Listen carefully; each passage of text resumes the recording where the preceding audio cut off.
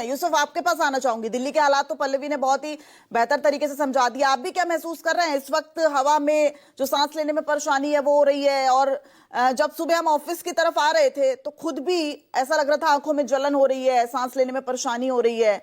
आप भी जहां पर है वहां ऐसा महसूस कर रहे हैं? नोएडा का क्या हाल है?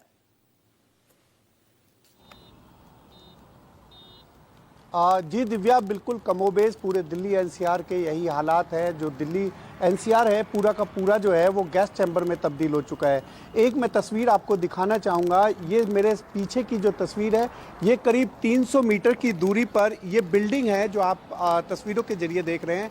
ये बिल्कुल जो विजिबिलिटी है वो बहुत कम हो गई है। जो स्मॉग की चादर है वो साफ तौर पर देखी जा सकती है कि किस तरीके से स्मॉग ने इन बिल्डिंगों को अपनी आगोश में ले लिया है। विजिबिलिटी जो है वो सड़क पे बेहद कम है। करीब 600 से 700 मीटर की जो विजिबिलिटी है वो इस समय ग्रेटर नोएडा एक्सटेंशन में देखी जा सकती है।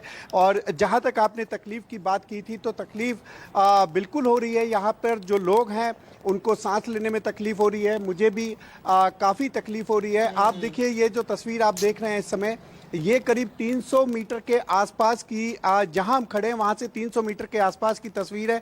आप देख सकते हैं कि किस तरीके से धुंध ने जो है इसको अपनी आगोश में ले लिया है। जो पिक्चर्स में आप कुछ लोगों को देख रहे हैं कि किस तरीके से वो जो है यहाँ से प्रिकॉशन लेकर के जाते हुए दिखाई दे रहे हैं। कुछ लोगों ने मास्क जो है उसका इस्तेमाल कर रहे हैं। साथ ही जो महिला और लड़कियां हैं वो कपड़ा अपने सर से ओढ़ करके नाक की तरफ जो है वो ले जाते हुए उसको बाइंड किया हुआ है। तो तस्वीर बिल्कुल एकदम साफ है, क्योंकि जिस तरीके से प्रदूषण का स्तर जो है वो कल से ज़्यादा बढ़ा है, उससे लोगों को बिल्कुल तकलीफ हो रही है। आंखों में चुभन और गले में जो तकलीफ है वो लगातार हो रही है। और कमोबेश नोएडा एक्सटेंशन के अलावा दिल्ली एनसीआर के लगभग सभी इलाकों के हालात जो है वो एक जैसे ही हैं, क्योंकि जिस तरीके से आनंद विहार का जो AQI लेवल है वो कई दिनों से बहुत पीक पर था, लेकिन आज जिस तरीके से जो आतिशबाजी हुई है, आतिशबाजी के बाद में वो और भी ज़्यादा बढ़ गया है। इस समय जो ग्रेटर नोएडा, नोएडा और गाजियाबाद का जो AQI लेवल है वो करीब 400 के आसपास पहुंच गया है।